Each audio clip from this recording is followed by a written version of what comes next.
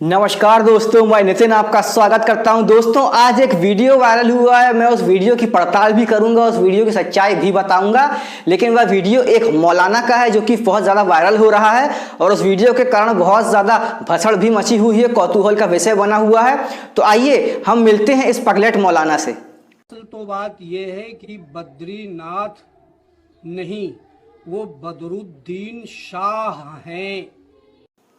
कोई इस पगलेट मौलाना, इस बददिमाग, बदमिजाज और नापाक मौलाना को बता दे कि पहले तो आप हमारे भगवान बद्रीनाथ का नाम इज्जत से लो, वरना आपके वाले का नाम लेते हमें भी बहुत अच्छे से आता है। ये मुसलमानों के इसको हवाले कर देना चाहिए इनको। वो बद्रीनाथ नहीं है, नाथ लगाया है, इससे वो हिंदू हो गए क्या? कोई इस बदमिजाज, बददिमाग, पगलेट और जो है सटके हुए मौलाना को ये बता दे कि ये जो बदरुद्दीन नाम है, ये बदरुद्दीन नाम तुमने पैदा किया या किसी और ने पैदा करवाया? ये बदरुद्दीन शाह नामक कोई व्यक्ति है ही नहीं, ना आया। अब बद्री नाम कहाँ से पड़ा, इसके पीछे का इतिहास मैं आपको बता दूं कि बद्री पेड़ का नाम है। एक पेड़ होता है बेर का, उस पेड़ का जो है वहां पे जंगल था, उस जगह उस स्थान पे बहुत सारे घने जंगल थे और बद्री नाम के पेड़ थे, इसीलिए उस स्थान का नाम बद्रीनाथ पड़ा गया कलयुग में।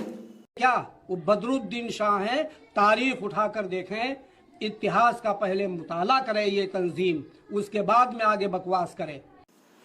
ऐसे लोग कहां से आते हैं जो इतिहास की बात करते हैं, जिनका इतिहास 1400 साल से पुराना नहीं है, 1400 साल का इतिहास है।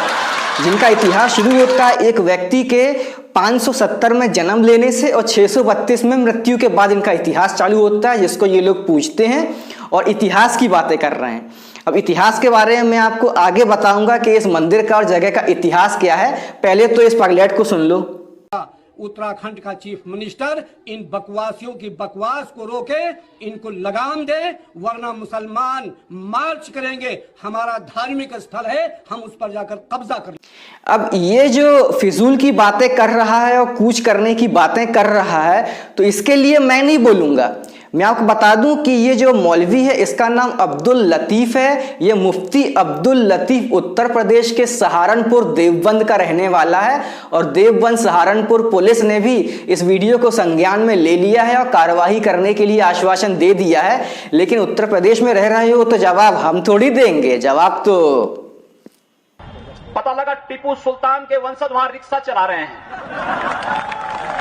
और मैं कलकत्ता गया था, बहादुर शाह जफर के परिवार के लोग वहां एक घर में बर्तन मांज रहे हैं।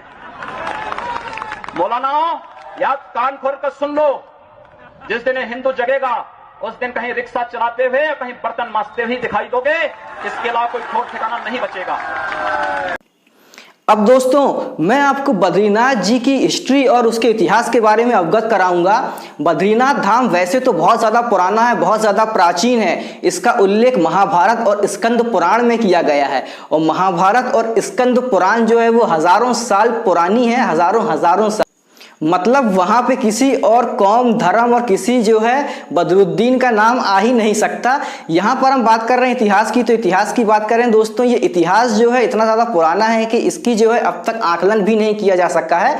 लेकिन सबसे पहला आकलन यहाँ पे जो मिलता है वह मिलता है 8वीं सदी में दक्षिण भारत से आए आदि शंकराचार्य ने इस मंदिर का जीर्णोद्धार करवाया था, इस मंदिर का विस्तार करवाया था और इस मंदिर की मूर्ति जो कि पास ही में एक जो है कुंड है जो कि अलकनंदा नदी पर है। चमोली जिले के अलकनंदा नदी किनारे यह मंदिर बसा हुआ है और उसी नदी पे एक कुंड में यह मूर्ति जो है प्रभावित थी, तो वहां से उन्होंने निकाल के इसको विधिवत स्थापित करवाया था। और ये मंदिर पहले से था, बहुत पहले से था। इस मंदिर का वर्णन जो है महाभारत और स्कंद पुराण में मिलता है। इस मंदिर के बारे में आपको एक बात जो पता चलेगी वह ये है, और इस स्थान को अलग अलग नामों से जाना गया। स्कंद पुराण में बद्रीनाथ को मुक्ति प्रदा के नाम से जाना गया और सतयुग में जो है इसे इसी नाम से जाना जाता था। सतयुग में इसे मुक्ति प्रदा कहा गया।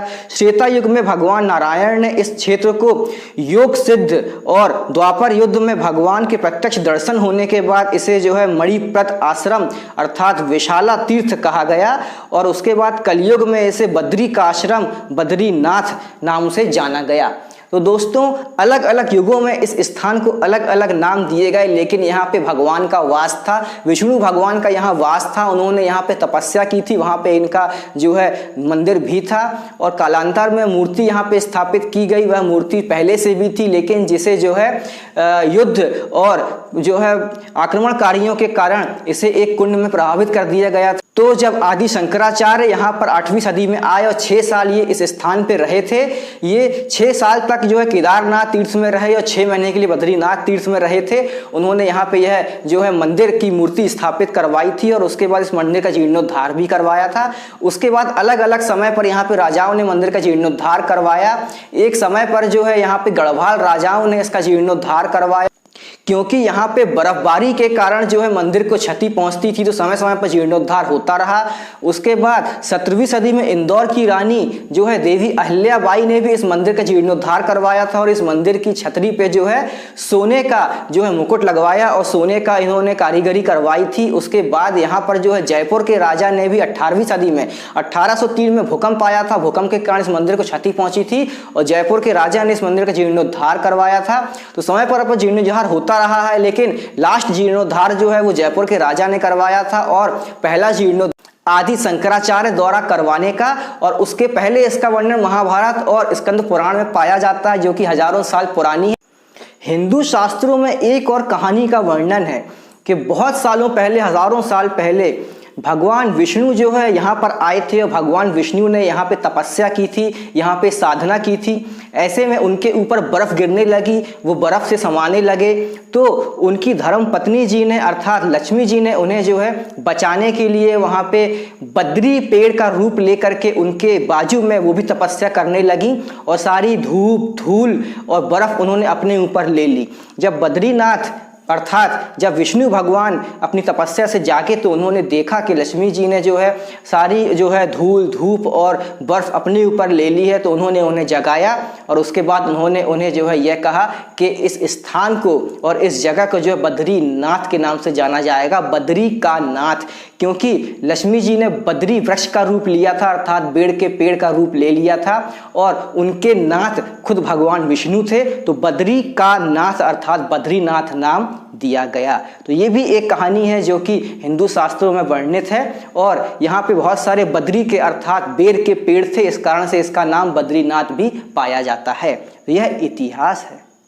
तो इतिहास की बात जो हमारे मूर्ख मौलवी कर रहे हैं वो हंसी के पात्र हैं और बहुत ज़्यादा हास्यास्पद है, और इस हास्यास्पद इंसान को जो है देवबंद सहारनपुर की पुलिस देख लेगी, ऐसा मेरा अनुमान है, वरना योगी जी का राज उत्तर प्रदेश में है, बहुत जल्द हो सकता है कि इसके खिलाफ कार्रवाई हो। दोस्तों इस मंदिर के बारे में आपको पहले से ही जानकारी होगी, इतिहास थोड़ा बहुत मैंने बता दिया है। अब इस मौलवी के बारे में आपके क्या विचार हैं वो आप मुझे कमेंट बॉक्स में बताइएगा, और इन्हें क्या सजा होनी चाहिए उत्तर प्रदेश पुलिस को, योगी सरकार को इनके खिलाफ क्या कार्रवाई करनी चाहिए वो भी आप मुझे कमेंट बॉक्स में बताइएगा, ताकि आगे मुझे आपके विचार पहुंचाने में आसानी हो।